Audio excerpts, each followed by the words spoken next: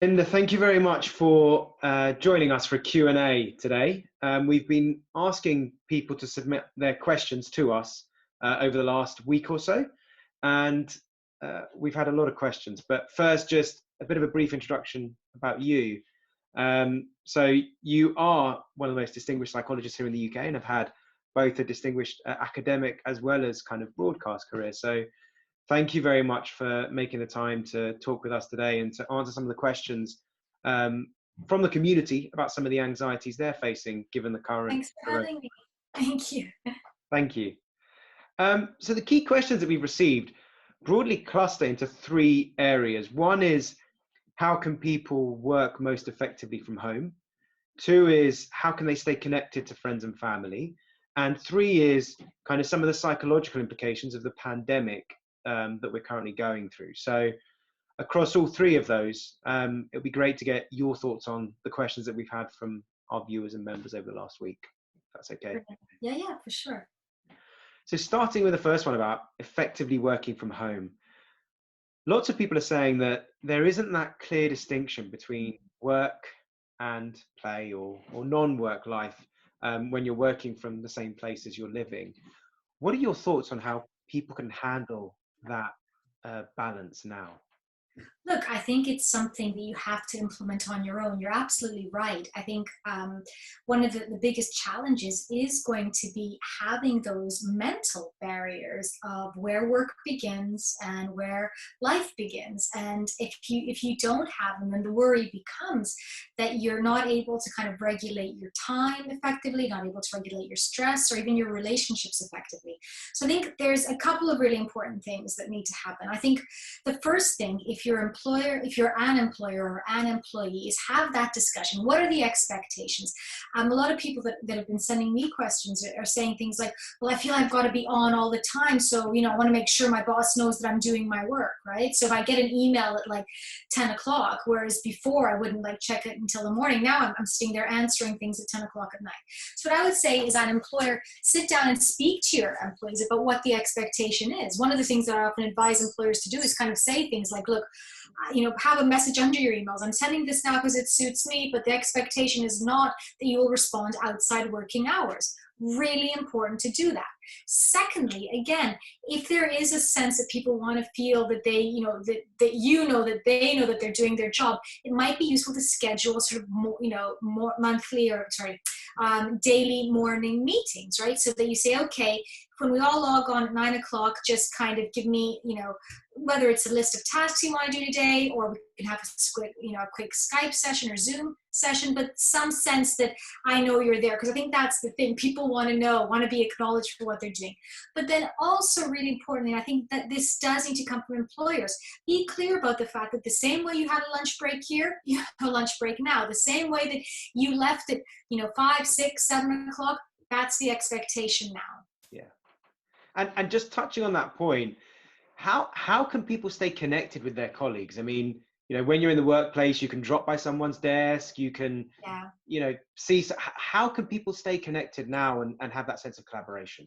Do you know what? Here's the thing. I've got such an issue with this misnomer of sort of social isolation, because actually we're more connected than at any other time in history now. So we're physically isolated, but socially there's no reason. And this is absolutely the case with colleagues as well. So I would do things. If you guys, in your group, in your office, did a Friday night down the pub, which of course is going to be impossible for a long time now, then maybe there is something about kind of staying connected, having, a house party call, or sending each other messages, or just having a Skype call where you talk about different things. Thank goodness we have the technology now to be able to do these things, but I think we need to use it creatively. So I was speaking to a friend who was saying that they're trying to organize this sort of quiz thing via house party, which they had to let go of because of what happened with Corona, but now they're trying to do it online. And a lot of these things are kind of popping up. So you need to be creative, but it absolutely is still possible. And as a psychologist, I've got to tell you, it's actually really important, because people within the workplace, it's your second family, it's your work family. And if you feel that sense of not being connected, what's going to happen is it will inevitably impact work. So I think this is where employers and HR departments need to be creative around how they ensure that continues. And for those people who are parents, I think we had a couple of questions in about juggling some of the demands of Yeah, having kids at home and trying to work, because obviously schools are closed. sure. What's your advice to those people? So I would say a couple of things. I think firstly, when it comes to what you're experiencing, the more transparent you are with your colleagues and your employer, the better. So if the sense is that, look, both my partner and I are working from home and this is how we're juggling it, with the kids, I do the first 2 hours in the morning, he does the next, three, whatever the case is. And that way, what you can say is, look, I'll make sure I'll get all the tasks done. I'll make sure I do some at this point of the day, at that point of the day, but being clear about what expectations are around you means that you're going to feel more comfortable if it's not 5 p.m. and you've got in the report and it comes in at 7, and it's also going to, I think, give you a sense that you'll be able to tweak it as time goes on, because don't forget, this is a learning curve for all of us, for both employers and employees and parents. The other thing though that I would say, just as a parent myself, kids respond really well to routine, right? So I know we're going into the Easter holidays now, and probably there's not going to be much routine, but when school starts, a lot of kids will have online classes. I would treat this as seriously as you do school. You need to kind of, be able to give them a nice, if you can, place in the house where they feel that sense of difference between the place that I play and the place where I sit down. Where I'm sat at this chair, at this desk, this is what I do. And likewise, do that for you. So there's a sense that when I'm in this room, or when I'm in this part of the room, we need to speak with our quiet voices, or we only interrupt when this happens or that happens. And you will find that rhythm. I'm not saying it's easy, but it's doable. Okay, and obviously now in the media we're hearing lots of talk about individuals being furloughed, job losses, etc. So for lots of people, they're experiencing uncertainty about the future of their own jobs. How can they deal with that? God, do you know what? I mean, when we speak from a mental health point of view, when we speak about anxiety, the three things that we always speak about are threat, uncertainty, and novelty. And coronavirus has all three. And you're absolutely right. The uncertainty, I would say, is possibly the hardest thing to deal with. So I think all we can do is this. There are two things to worry about: the things that we can control and the things that we can't. The things that we can't control, by all means, stay informed. I know there's news out all the time, it's everywhere. But once you've informed yourself, and I would suggest minimizing how often you go back to the news stories throughout the day. I think it's fine to do it once in the morning and once in the evening. I think that's more than enough. Once you've done that, then take away the focus on what you can't control and focus what you can. What can I do? What do I know for sure right here, right now? Well, I know for sure if I wash my hands, if I stay home, if I boost my immune system by eating well, if I keep a sense of regularity, if I connect with people online, all these things are good for my physical and mental health. I know I'm minimizing my risk. So that's what I'm going to put my energy into. Now, worrying about how long this will last, when they'll find a cure, how this will manifest. Actually, because it's an unknown quantity, it's actually quite futile. I know it's virtually impossible to not worry about it a bit, but you need to mitigate A, how long it's done for, and B, how quickly you move on to that sense of, okay, but what can I do now? What can I do now that helps? And there are a few things. And I think the longer we do this, the more we'll realize that I think both in terms of our work and in terms of our own mental health, there are, positive things that we can do. Okay, and turning to the kind of staying connected with friends and family, I think, in our culture, family is hugely important. And now our ability to see our loved ones, spend time with our loved ones, is quite heavily restricted. So what's the best way to kind of stay connected and to deal with that emotion of kind of missing Yeah. person to person contact with your family? Again, you need to be creative. So I'm a terrible cook. My mother's a wonderful cook. And this week we've been cooking together. So she's been in the kitchen with me, and it's like my cooking hasn't improved, but it was a way of spending time with her and in a more creative way, in a different way, right, than we were doing. Yeah. Or whenever I'm in Cyprus, at 11 o'clock, we'll have our coffee together. So, I was, me and my daughter put the phone on, we sat down, we all had a virtual coffee together. I think you need to be creative. With my dad, he's sending me ridiculous, memes and videos. I'm sending them back. there's ways of doing it. Of course, it's not the same. I want to hug them. I want to hold them. I hate being away from them. But Yeah. those conversations that I have, I know are good for me. I know they're good for them. And I have, it's our new normal now. I would have normally been out there at Easter, right? I can't. Yeah. But this is our new normal.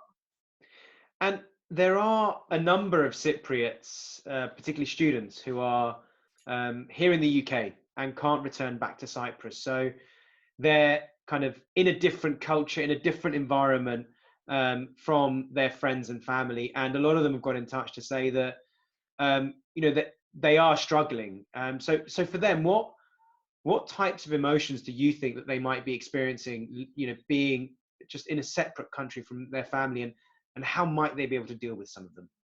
Look, I'm sure they're experiencing a range of emotions, from boredom and anxiety to vulnerability and the fear, feeling like sort of left out. There's going to be a range, and it's completely understandable. This is awful. It's unprecedented. So again, though, all we have, our only superpower as human beings, is how we respond to the awful things that happen to us. And we can focus on how awful this is, or we can see it as this is a story that you will speak to your grandkids about. It really is. You will speak to your grandkids about the spring or summer of 2020 when the world paused. And what did you do with that pause? And I think, and I'm not trying to be all kind of kumbaya, let's just sort of, put rose-colored glasses on it, but you do have a choice. We have this amount of time now. And again, psychologically, what makes us feel grounded? Two things that are really important are a sense of purpose and a sense of connection. And those two things I still believe you can do. So I know a lot of young people that are volunteering to help others, maybe away from their family, but someone else's yaya might be down the road, and they might be able to deliver some shopping. And that, believe you me, will go a long way in feeling that today I did something that mattered. Likewise, if you've wanted to kind of brush up on your Spanish, learn to play the guitar, date virtually where you don't meet someone right away and get to know them better.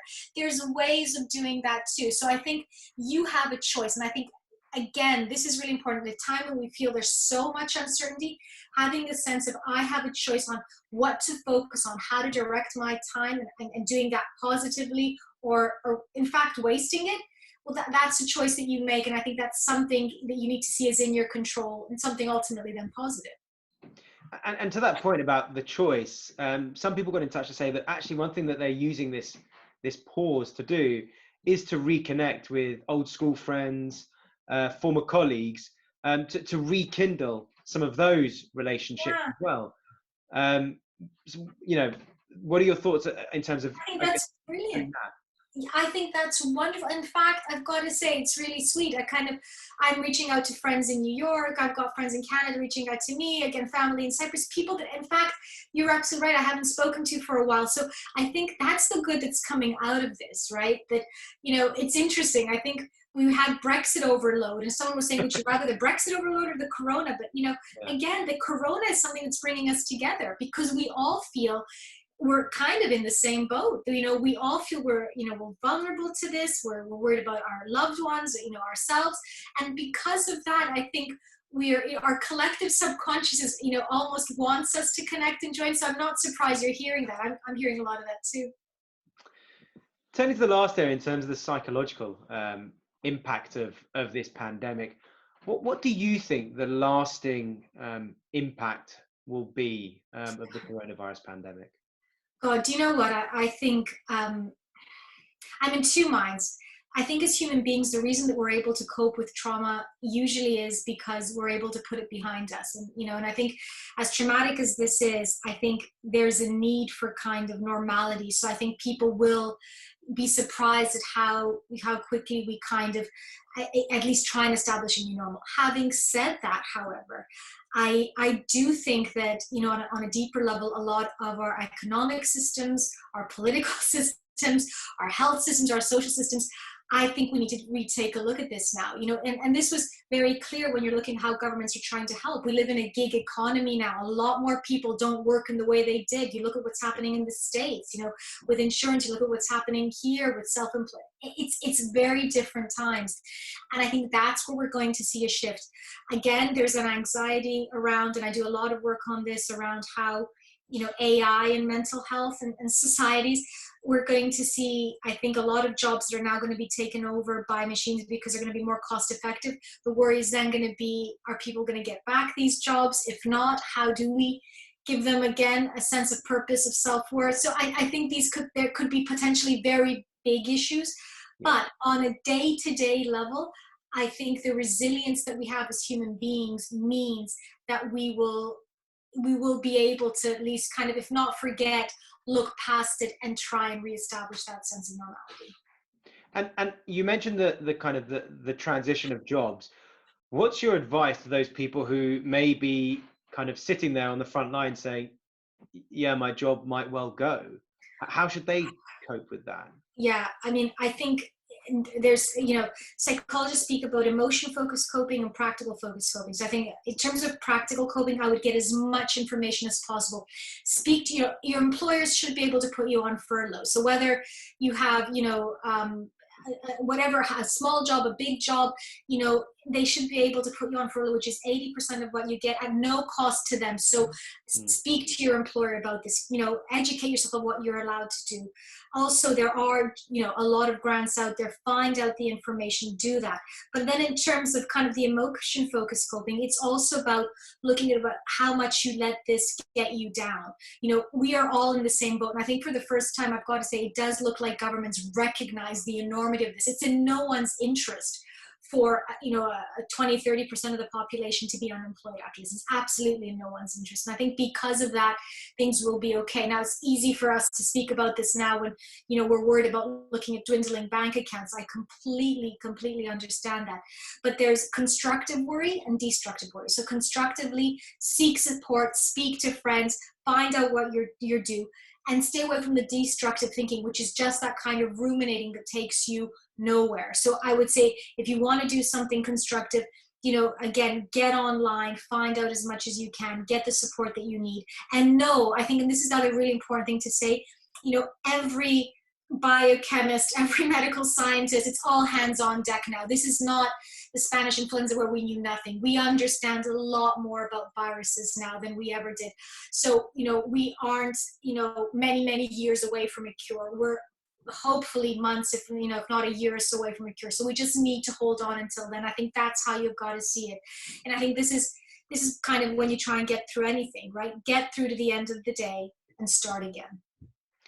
And to that point, I mean, lots of stars. I mean, James Corden last night spoke out about some of the anxiety and sadness that he's feeling about the coronavirus and its implications. And I'm sure he's not alone. So, to those people, would it be the same kind of advice around constructive thinking, or kind of what should they do? I think a few things. I think the quicker we establish a new normal, the better. When I work with people clinically, one of the first things I do is I get them to look at the basics. Are you eating well? Are you sleeping well? Are you moving well? I know this sounds really trite, but believe me, this helps mental health as much as anything. So ensure that you are waking up at a good time every day. I know now we can wake up whatever time we want, go to bed whatever time. That's not good for your mental health. Get up at a regular hour, eat at a regular hour. And again, it's really easy to kind of fill up on junk food because it's around and there's nothing else to do. Try and have that discipline. Cook healthy meals. Make sure you're eating well. Likewise with your sleep. I love box sets as much as the next person, but come sort of 11, 12 o'clock at night, try and switch them off. So that's the one thing. The second thing, routine, like we were speaking about with work and with kids. We're creatures of habit as human beings. So having a routine is going to be imperative. And part of that routine needs to be connecting with other people. The other thing that I would say, to James Corden or anyone else listening, is curate your consciousness, right? If you don't, these things, this negativity is going to come around from every direction. So you need to spend the time saying, okay, I've read the stories on how many people died today, on what's happening, on what governments are doing.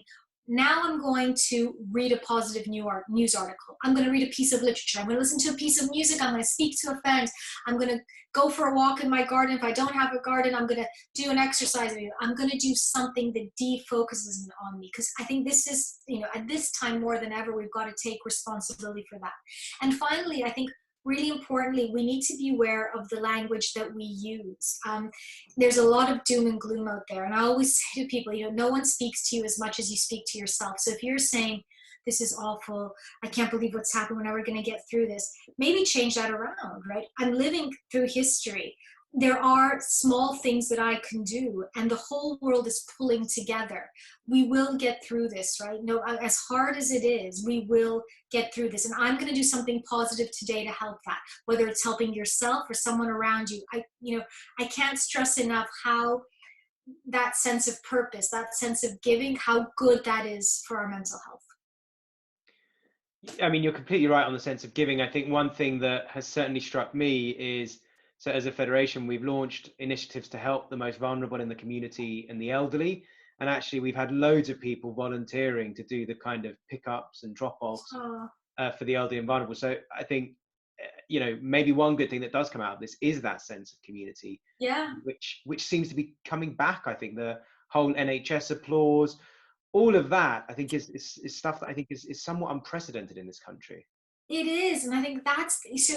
There's always the underside, and I think the underside of a collective tragedy is community, right? It's like we all get it, and sometimes it's hard to empathize. People look different to us, and they sound different. They're across the world, but this is all of us. This is this faceless terrorist that's literally terrorizing young and old is something that we can all relate to. So I think there is that positivity. And kind of to your question about where we come out of this, again, one hopes that sense of community maybe stays. Completely. Two last questions. One that someone wrote in about all the government advice on enhanced hygiene and cleaning.